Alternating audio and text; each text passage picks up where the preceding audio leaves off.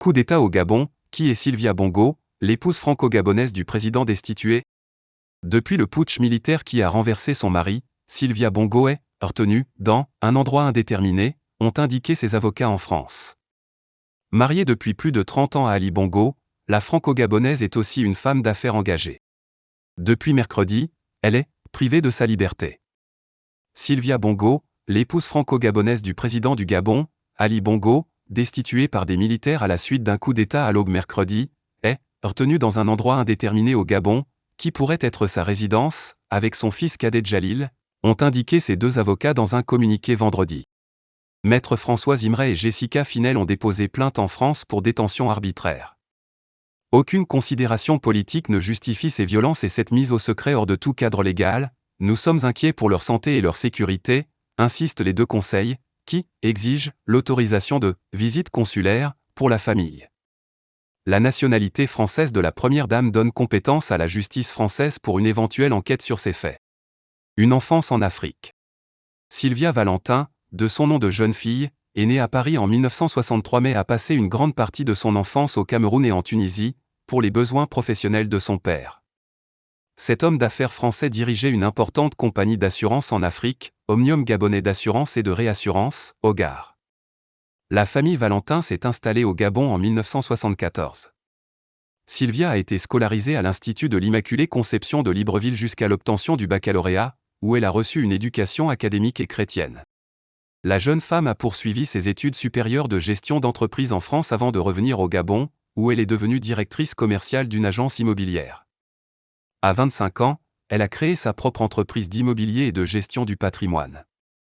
La même année, elle a rencontré Ali Bongo Ondimba, l'un des nombreux enfants du président du Gabon d'alors, Omar Bongo. Sylvia et Ali se sont mariés un an plus tard. Ensemble, ils ont eu 3 enfants, Noureddin Edouard, Jalil et Bilal, adoptés par le couple en 2002. Ali était déjà père d'une fille, Malika, issue d'une précédente relation. Quand son mari est devenu président, à la mort d'Omar Bongo en 2009, Sylvia est devenue la première dame du Gabon. Une femme engagée. Décrite comme dynamique, cordiale, mais réservée, par Jeune Afrique, Sylvia Bongo est engagée dans la vie culturelle et sociale du pays. Elle milite notamment en faveur d'un meilleur accès aux soins et une meilleure prise en charge des familles touchées par la drépanocytose, le VIH et le paludisme. En 2011, elle a créé la fondation Sylvia Bongo Ondimba qui vise à améliorer la situation des personnes vulnérables et défavorisées dans le monde entier. À travers cette fondation, elle fera notamment don à la population gabonaise de 18 000 moustiquaires, ainsi que de centaines de trottinettes électriques, béquilles et fauteuils roulants à des associations d'aide aux personnes handicapées. En 2011, à l'occasion de la Journée internationale des veuves, Sylvia Bongo a signé une tribune dans The Guardian pour briser le silence de leur souffrance afin de les aider à jouer un rôle actif dans la construction de leur famille et de leur communauté. Active sur les réseaux sociaux, elle y partage ses activités de première dame, ses rencontres avec des personnalités publiques étrangères, des moments de sa vie privée et montre surtout son soutien infaillible à son mari. Il est mon époux, mon meilleur ami, un merveilleux père et un merveilleux grand-père mais il est aussi un homme de talent, de valeur, de vision et de conviction, écrivait-elle à propos d'Ali Bongo 2 jours avant le scrutin de la dernière présidentielle, lors de laquelle son mari briguait un 3e mandat.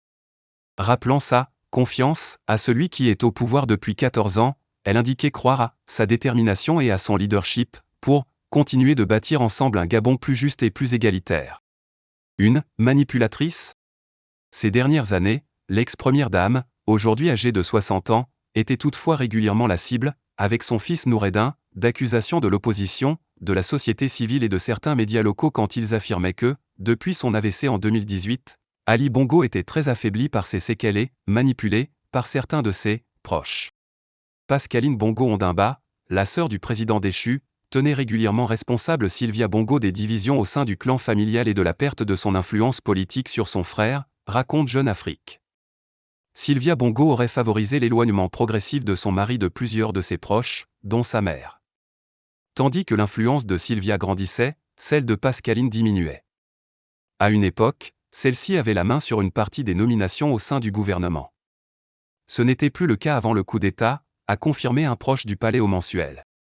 Cette rivalité entre la première dame et sa belle-sœur fait d'ailleurs dire à certains ces derniers jours que Pascaline Bongo aurait orchestré le putsch. Ses proches ont toutefois démenti son implication.